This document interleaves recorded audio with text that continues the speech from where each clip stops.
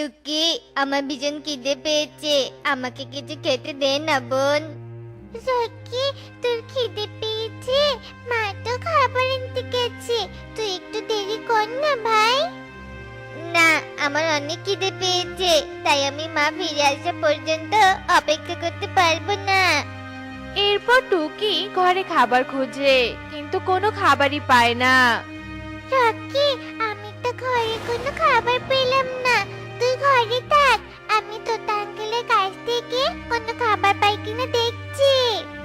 ঠিক আছে বোন, তুই যা, তবে তাড়াতাড়ি ফিরে আসিস। এরপর টুকি তোতার দোকানে যায়। তোতা আঙ্কেল, তুমি আমাকে দুইটা সিঙ্গারা দাও তো, মা ঘরে ফিরে আসলে মায়ের কাছ থেকে টাকা নিয়ে তোমাকে দিয়ে যাব। না টুকি, আমি তোকে কোনো বাকি খাবার দিতে পারবো না, তুই এখান থেকে চলে যা, আমার দোকানে এসে ভিড় জমাস না তো। তোতার এমন কথা শুনে টুকি কষ্ট পেয়ে সেখান থেকে চলে যায়। রকি, আমাকে তোতা আঙ্কেল তো কোনো খাবারই দিল না, তুই কাঁদিস না, মা এখনই এসে যাবে। টুকির কথা শেষ হতে না হতেই টুনি কাজ শেষ করে খাবার নিয়ে বাড়িতে আসে। রকি টুকি, তোরা এমন চুপচাপ বসে আছিস কেন? কেউ কি তোদের কিছু বলেছে? না মা, আমাদের কেউ কিছু বলেনি, রকি খুব খিদে পেয়েছে, তাই রকি কান্নাকাটি করছিল। রকি বাবা, কাঁদিস না, আমি তোদের জন্য খাবার নিয়ে এসেছি, এই নে খাবার, খেয়ে তোরা ঘুমিয়ে পড়তে দেখি। কাল সকালে কাকুলি দিদির কাছ থেকে কাজের বাকি টাকাগুলো নিয়ে আসতে হবে, ঘরে চাল ডাল সব শেষ হতে গেছে, তা নিয়ে আসতে হবে। এরপর রকি ও টুকি খাবার খায়।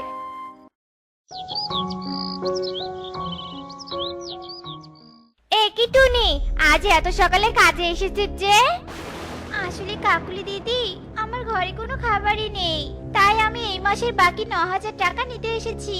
তুমি আজ আমাকে টাকাগুলো দিলে আমার বড় উপকার হতো কাকুলি দিদি। টুনি, তুই কিসের 9,000 টাকা পাবি? হ্যাঁ, তুই তো 5,000 টাকা পাবি।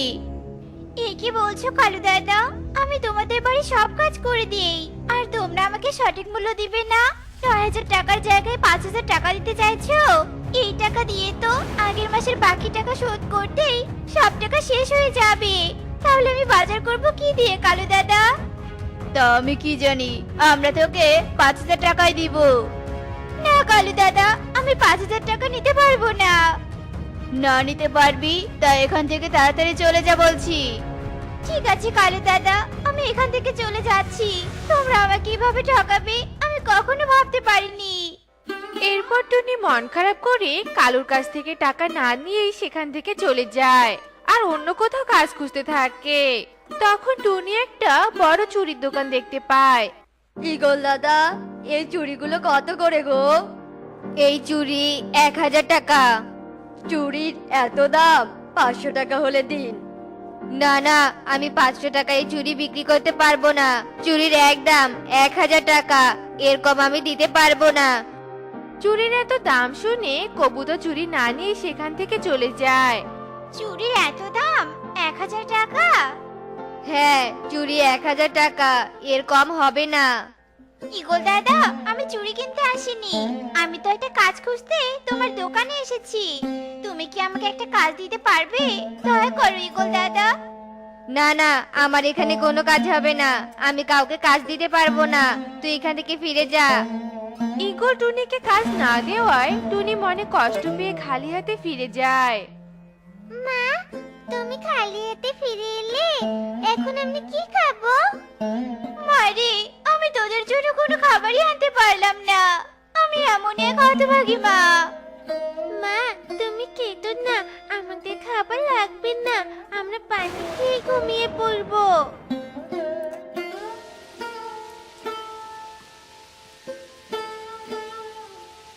চুড়ির তো অনেক দাম, আমি যদি চুড়ি বানিয়ে বিক্রি করতে পারি তাহলে অনেক লাভ হবে। আমি বরং কাল সকালে মিনু মাসির বাড়িতে গিয়ে তার কাছে চুড়ি তৈরি করা শিখে নিব।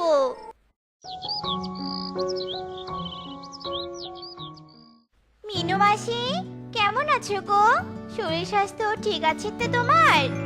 হ্যাঁ মা, সব ঠিক আছে, কিন্তু তুই এতদিন পর আমার বাড়িতে আসলি কি মনে করে বলতো শুনি?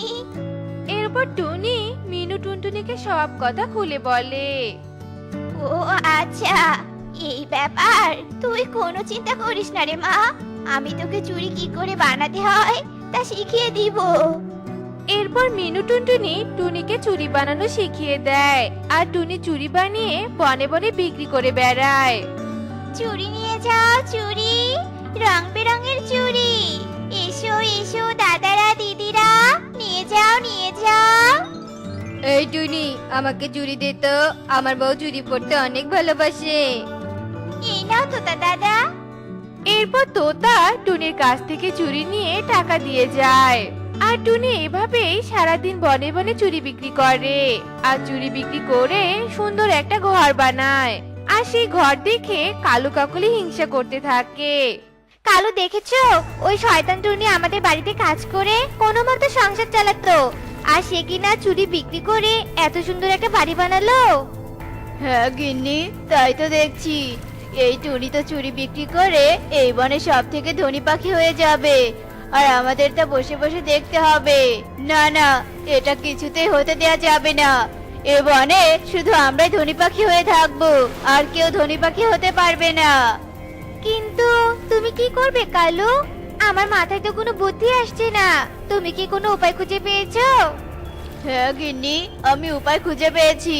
তুমি আমার সাথে এসো। বাবা মা তো বাড়িতে নেই, আমি এই ফাঁকে টুনিয়ান্তির ঘরে গিয়ে রকি আর টুকির সাথে খেলা করি। মা বাবার ঘরে ফিরে আসার আগে আমি ঘরে ফিরে আসবো। এই বলে কুহু টুনির বাড়িতে যায়। কুহু, তুই এখানে কেন? তোর মা বাবা জানে তুই এখানে এসেছিস? আসলে টুনিয়ান্তি, আমি রকি আর টুকির সাথে খেলা করতে এসেছি, আর আমি মা বাবাকে বলেই এসেছি। কিন্তু আমি আর টুকি তো একটু বাইরে যাচ্ছি। তাহলে তুই রকির সাথে খেলা কর, আমরা কিছুক্ষণ পর ঘরে ফিরে আসবো। তোরা দুজনে সাবধানে খেলা কর, কেমন? এরপর টুনি টুকিকে নিয়ে ঘরের বাইরে যায়, আর রকি কুহু টুনির ঘরে খেলা করতে থাকে। কাকলি, আমরা টুনির ঘরে আগুন লাগিয়ে দিব, তাহলে টুনির ঘরে সব চুরি পুড়ে যাবে, আর এই সুন্দর ঘরটাও পুড়ে যাবে। তাহলে টুনি অনেক গরিব হয়ে যাবে আবারও। আরে বাহ কালু, তোমার মাথায় যে এত সুন্দর একটা প্ল্যান আছে তা তো আমি জানতাম না। কিন্তু ওই ঘরে যদি কেউ থাকে তখন কি হবে কালু? ঘরের ভিতরে যদি কেউ থাকে তাহলে সে মারা যাবে, তাতে আমাদের তো কিছুই হবে না। এরপর কালু ও কাকুলি টুনির ঘরে আগুন লাগিয়ে দেয়, কিন্তু সেই ঘরে যে কুহু ও রকি ছিল তা কালু কাকুলি জানতেও পারে না।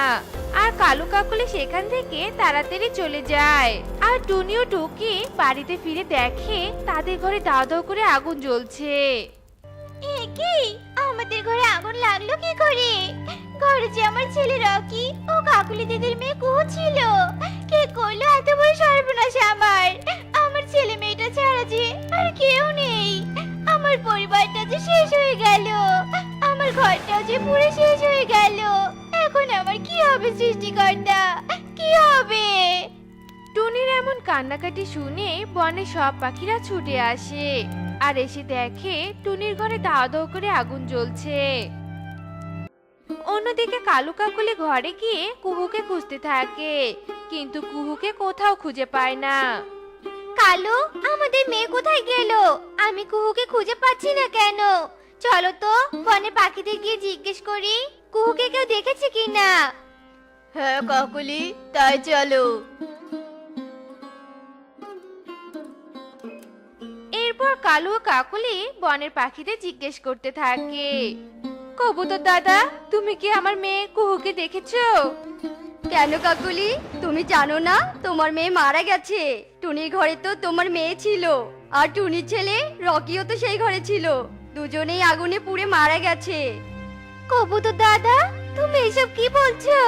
আমার মেয়ে টুনির ওই ঘরে ছিল, আর আমরা না জেনেই টুনির ঘরে আগুন লাগিয়ে দিয়েছি। অন্যের প্রতি হিংসা করে নিজের এত বড় সর্বনাশ আমরা কি করে করলাম? আমাদের মতো খারাপ বাবা মা আর যেন কোনো পাখি না হয়। ছি কাকুলি দিদি, তোমাদের মনে এত হিংসা? তোমরা অন্যের ক্ষতি করতে গিয়ে নিজের ক্ষতি করে ফেললে। অন্যের প্রতি হিংসা করার ফল সৃষ্টিকর্তা তোমাদের দিয়েছে। হ্যাঁ টুনি, তুই ঠিক কথাই বলেছিস। আমরা আর কখনো হিংসা করব না। তুই আমাদের ক্ষমা করে দে, দয়া করে। আমরা সৎ পাখি হয়ে যাব। তুই আমাদের ক্ষমা করে দে টুনি, ক্ষমা করে দে। আমি তোমাদের কিছুতেই ক্ষমা করব না। তোমাদের জন্য আমার ছেলেকে আমি হারিয়ে ফেলেছি। এখন তোমরা এসেছো ক্ষমা চাইতে। তোমরা কি আমার ছেলেকে ফিরিয়ে দিতে পারবে? পারবে না। তাই আমিও তোমাদের কখনো ক্ষমা করব না, কখনোই না। তো বন্ধুরা, আমাদের আজকের এই গল্পটি তোমাদের কাছে কেমন লেগেছে তা কমেন্টে জানাতে ভুলো না কিন্তু। টুনি, আমি কাজ খুঁজতে যাচ্ছি, তুমি টুকিকে দেখে রেখো। যদি কাজ পাই তাহলে আমার বাড়ি ফিরতে দেরি হবে, বুঝেছো? শোনো টোনা, কাজ পেলে কিছু চাল ডাল কিনে এনো। ঘরে রাতের রান্নার জন্য কিছুই নেই। রাতে যদি চাল ডাল না আনো তাহলে যে আমাদের না খেয়ে থাকতে হবে। আচ্ছা, তুমি চিন্তা করো না, দেখি কি হয়। আমার দেরি হয়ে যাচ্ছে, আসি তবে। হে সৃষ্টিকর্তা, এই গরিবের প্রতি একটু সহায় হও। আজ যেন টোনা খালি হাতে না ফিরে আসে। কেউ যেন গরিব বলে টোনাকে ফিরিয়ে না দেয়। আমাদের ভাগ্যটাকে পরিবর্তন করে দাও। এদিকে টোনা উড়ে উড়ে ঈগলের বাড়ির সামনে আসে আর বাইরে দাঁড়িয়ে ডাকতে থাকে। ঈগল দাদা, বাড়িতে আছো? একটু বাইরে এসো। আমি টোনা গো, তোমার কাছে সাহায্যের জন্য এসেছি। তুই গরিব টোনা না? আমার কাছে কি সাহায্য চাইতে এসেছিস বল শুনি। দাদা, আগেই তো বলেছো আমি গরিব। তোমার তো অনেক জমি জমা, কাজের জন্য পাখি দরকার অবশ্যই। দাদা, আমাকে দয়া করে একটা কাজ দাও, আমার কাজে খুব দরকার। আমাকে কি তোর বোকা মনে হয় নাকি? হ্যাঁ, আমি তোর মতো গরিবকে কাজ দিব না। তুই কাজ করার ছলনায় সুযোগ বুঝে আমার সবকিছু চুরি করে পালাবি।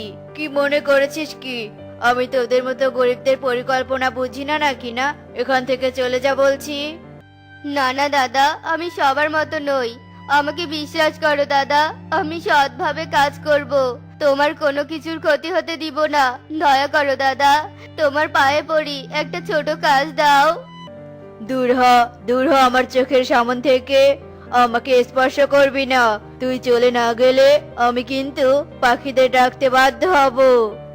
টোনা কাঁদতে কাঁদতে আর কিছু না বলে ওখান থেকে উঠতে থাকে। টোনা এভাবেই আরো পাখিদের কাছে যায় কাজ চাইতে, কিন্তু কেউই টোনাকে কাজ দেয় না। এভাবে সন্ধ্যা হয়ে যায়। কেউ কাজ দিল না, তার উপর বাড়িতে কোনো খাবার নেই। টুনি চাল ডাল নিয়ে যেতে বলেছে, হাতে কোনো টাকাও নেই। কি যে করবো এবার কিছুই বুঝতে পারছি না। চোখের সামনে আমার ছোট মেয়েটা না খেয়ে থাকবে, এটা আমি সহ্য করতে পারবো না। যাই, আমি বরং কবুতর দাদার দোকান থেকে কিছু চাল ডাল বাকিতে নিয়ে আসি। টোনার কিছু না বলে কবুতরের মুদির দোকানের সামনে আসে আর কবুতরকে বলতে থাকে, দাদা, অনেক বড় বিপদে পড়ে তোমার কাছে এসেছি। আমাকে দয়া করে সামান্য পরিমাণ চাল ডাল দাও বাকিতে। টাকা হলে খুব তাড়াতাড়ি তোমার টাকা পরিশোধ করে দিব। আমি কাউকে বাকি দেই না, বুঝেছিস? তোর মতো গরিবদেরকে তো আরো না। যা এখান থেকে। দাদা, এমন করো না। তোমরা যদি গরিবদের সাহায্য না করো তাহলে তো আমরা মরেই যাব। গরিব মরলে তাতে আমার কি? এত মরার শখ? এখানে না, দূরে গিয়ে মর। এখান থেকে যা, নয়তো লাঠি চালাতে আর ভাববো না। টোনার কিছু না বলে অসহায় হয়ে বাড়িতে চলে আসে। টোনা, চাল ডাল এনেছো? তাড়াতাড়ি দাও। টুকি যে ক্ষুধার জ্বালায় না খেয়ে ঘুমিয়েছে। মেয়েটা অনেক ছটফট করছিল। কি ব্যাপার, ওভাবে দাঁড়িয়ে আছো কেন? আর তোমাকে এমন দেখাচ্ছে কেন গো? কি হয়েছে বলো? গিন্নি, আমাকে কেউ কাজ দেয়নি, কেউ সাহায্য করেনি আমাকে। গরিব বলে সবাই দূরে ঠেলে দিয়েছে। আমি ব্যর্থ, তোমাদের মুখে খাবার তুলে দিতে পারছি না। আমাকে ক্ষমা করে দাও। শান্ত হও টোনা, কেঁদো না। সৃষ্টিকর্তার উপর ভরসা রাখো। বনের কেউ কাজ দেয়নি তো কি হয়েছে? তুমি শহরে কাজে যাবে। শুনেছি শহরে অনেক ধরনের কাজ আছে। আমাদের দুঃখ একদিন না একদিন ঠিক ঘুচবে। কালকে তুমি শহরে যাবে কেমন? তবুও এভাবে ভেঙে পড়ো না গো। টুকি ঘুমিয়েছে, চলো আমরাও ঘুমিয়ে পড়ি। কাল সকালে নিশ্চয়ই কোনো একটা ব্যবস্থা হবে। টোনা টুনি আর কিছু না বলে ঘুমিয়ে পড়ে। এভাবেই বেশ কিছুদিন কেটে যায়।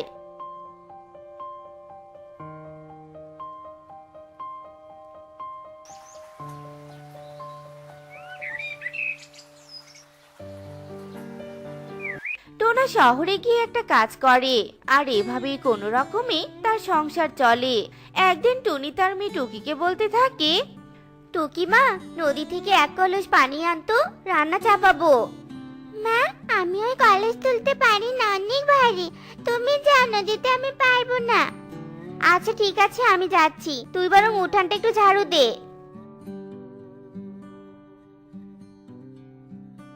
এই গরিবের বউ, এই তোর সাহস কি করে হয়?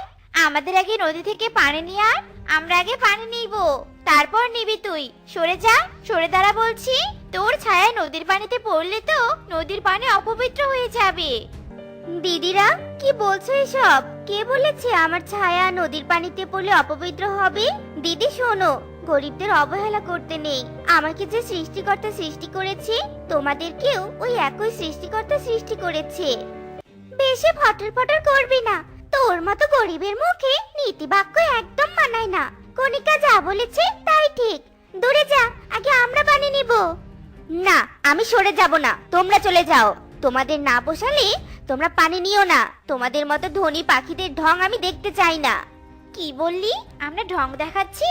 দাঁড়া, তোকে এক্ষুনি সং সাজিয়ে দেখাচ্ছি মজা। এই বিউটি, ধর তো একে। বিউটি আর কণিকা তাদের কলস একপাশে রেখে টুনির উপর আক্রমণ করে। কণিকা আর বিউটি টুনিকে মারতে থাকে। টুনি ব্যথায় আর্তনাদ করতে থাকে। ওরে বাবারে, দিদিরা দিদিরা ছাড়ো আমাকে, আমার কষ্ট হচ্ছে, ছাড়ো আমাকে, মেরো না। কণিকা বিউটি টুনিকে মারতে মারতে ক্লান্ত হয়ে ওখান থেকে চলে যায়। আর টুনি কাঁদতে কাঁদতে আহত শরীর নিয়ে বাড়িতে চলে আসে। টুনি বাসায় আসার সাথে সাথে টোনাও চলে আসে। টোনা টুনিকে দেখে বেশ অবাক হয়ে যায় আর অস্থির হয়ে বলে, এ কি টুনি, তোমার কি হয়েছে? কে করলো তোমার এই অবস্থা? বলো, আমাকে বলো। টোনা, আর কত অপমানিত হব আমরা, বলো? আমার যে আর সহ্য হচ্ছে না। কেন সৃষ্টিকর্তা আমাদের গরিব বানালো, কেন? তুমি ঠিকই বলেছো, আর সহ্য করা যাচ্ছে না।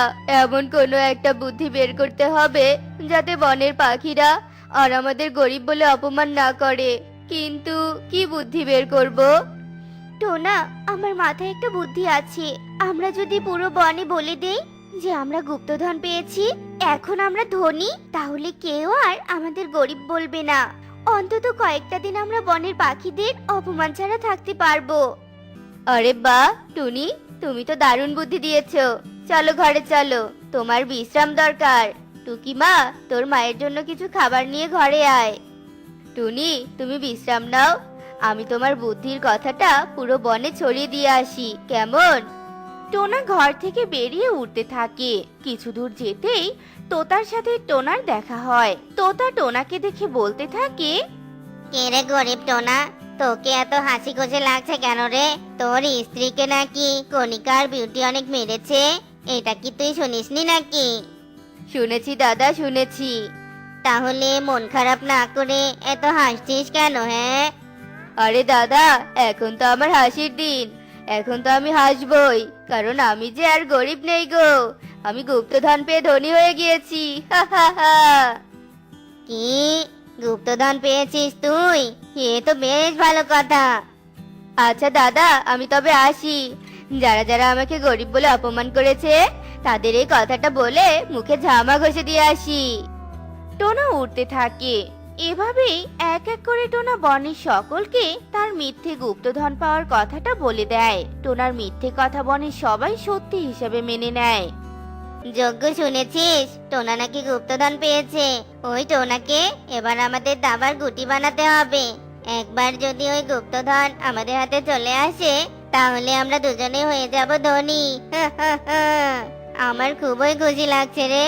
কিরে যজ্ঞ, কিছু বলছিস না কেন? চুপ করে আছিস কেন, বল? আমি চুপ করে নেই রে, আমি বুদ্ধি বের করছি কি করে ওই গুপ্তধন হাতে পাবো। এত ভাবার কি আছে? টোনার ওই ছোট্ট মেয়েকে কিডন্যাপ করে তার বিনিময়ে মুক্তিপণ হিসাবে গুপ্তধন চাইবো। আরে দারুণ বুদ্ধি দিয়েছিস তো। চল চল, আর দেরি নয়, এক্ষুনি ওই টোনার মেয়েকে তুলে এই গুহায় নিয়ে আসি। যজ্ঞ আর তোতা উঠতে থাকে।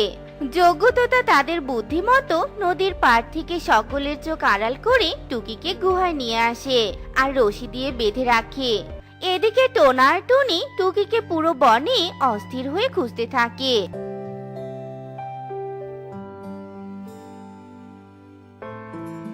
রাতের বেলা টুনি আর টোনা তাদের ঘরে কাঁদতে থাকে আর বলতে থাকে, এ কি হলো টোনা? টুকিমা আমাদের ছেড়ে কোথায় চলে গেল? টুকি, ফিরে আয় মা, আমাদের কাছে ফিরে আয়। টোনা, আমাদের মেয়েকে এনে দাও। এই রাতে মেয়েটা না জানি কোথায় আছে। আমার টুকি যে একা ঘুমাতে পারে না টোনা। টুনি শান্ত হও, কেঁদো না, টুকিকে আমরা খুঁজে বের করবই। তখনই শালিক পিয়ন একটা চিঠি নিয়ে আসে। শালিক চিঠিটা টোনার হাতে দিয়ে উড়তে থাকে। টোনা এটা কার চিঠি? কে পাঠিয়েছে? পড়ো তো পড়ো, টুকির কোনো খবর মনে হয়। টোনা চিঠিটা পড়ে কাঁদতে কাঁদতে বলে, আমাদের টুকিকে কেউ কিডন্যাপ করেছে টুনি। কিডন্যাপাররা টুকির বিনিময়ে আমাদের কাছ থেকে গুপ্তধন চেয়েছে। গুপ্তধন কালকের মধ্যে ওই পাহাড়ের গুহায় না নিয়ে আসলে আমাদের টুকিকে মেরে ফেলবে। না, এ হতে পারে না। এবার আমরা কি করব গো? আমাদের কাছে যে কোনো গুপ্তধন নেই। কি করে এবার মেয়েকে উদ্ধার করব? হে সৃষ্টিকর্তা, এই বিপদ থেকে এবার আমাদের মুক্ত করো। টোনা, কিছু একটা করো টোনা, কিছু একটা করো। কি করব টুনি, আমাদের যে কিছু করার নেই। কেন যে মিথ্যে গুপ্তধনের কথা বনের সবাইকে বলতে গেলাম, আমার মাথায় যে কিছুই আসছে না। টোনা টুনি অনেক কাঁদতে থাকে। এভাবেই রাত পেরিয়ে ভোর হয়ে আসে।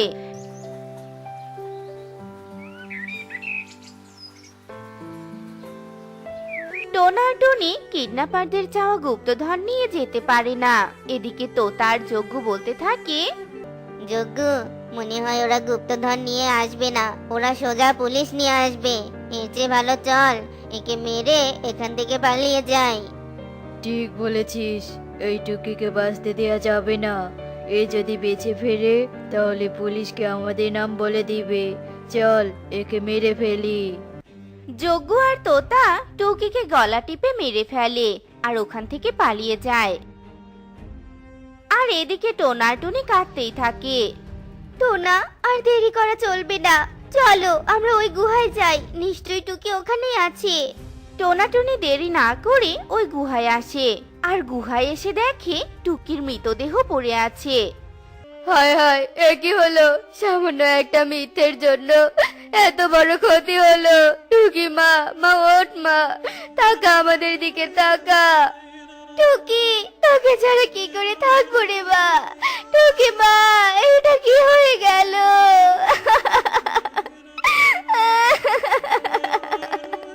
তো বন্ধুরা, দেখলে তো আমাদের বলা সামান্য মিথ্যেটাও আমাদের জীবনের জন্য কতটা কাল হয়ে দাঁড়ায়। তাই সামান্য সুখের জন্য হলেও মিথ্যার আশ্রয় নেওয়া উচিত নয়।